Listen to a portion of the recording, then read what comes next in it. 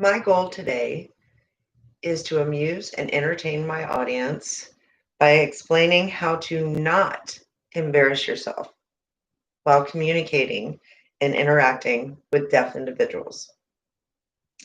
In my journey of becoming a sign language interpreter, I have found the deaf culture to be remarkably interesting, but it does often surprise me how many hearing people are just act so awkwardly around them. Example, when dealing with anyone that is deaf, do not ever refer to them as hearing impaired. Why? Well, impaired, driving while impaired. Impaired is meaning something something that is not what it should be and needs to be fixed. Deaf people don't feel like they need to be fixed. They're not broken. They are very proud to be called deaf. I'm going to share with you some outrageous yet funny stories and interactions with deaf. Hopefully, we can help this not happen to you. And they are all true. Um, he did disclose that he was hearing or deaf, excuse me.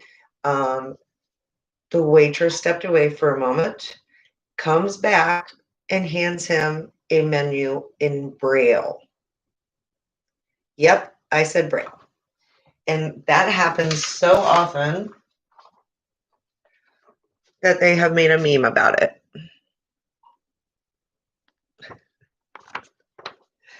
Isn't that something? So the correct way to handle this was be to give him a menu like everyone else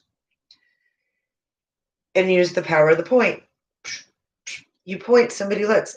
We all do it. It's nonverbal communication. That is the correct way to communicate with them. Now, another thing too is if you do come across someone that is deaf, a pen and paper, write it down. Best mode of communication. But do you always have a pen and paper? But what you have on hand with us all the time, that's right, our cell phones. Text between each other. You can communicate. It works wonderful. So, that said, let us go to a couple of stories that I just giggled just reading some of these comments. Ridiculous questions, yet funny, that were asked to them. The first question is, can deaf people have sex? Well, yes, they're human beings. They do exactly the same thing that we can. Deaf people marry deaf people? Absolutely. We can marry anyone we want as long as we're of age. Deaf people do 80% of the time marry deaf people. They go to deaf institutions, grow up in them, and they interact, and these people can communicate with each other. So 80% of the time they do marry deaf people. I apologize. Okay, so we talked about the power of the point, how to communicate with your phone, pen and paper. Now, I have two friends. Being just going into school to be a and it's a good idea to maybe listen to what I have to say so someone like me doesn't use you in a speech.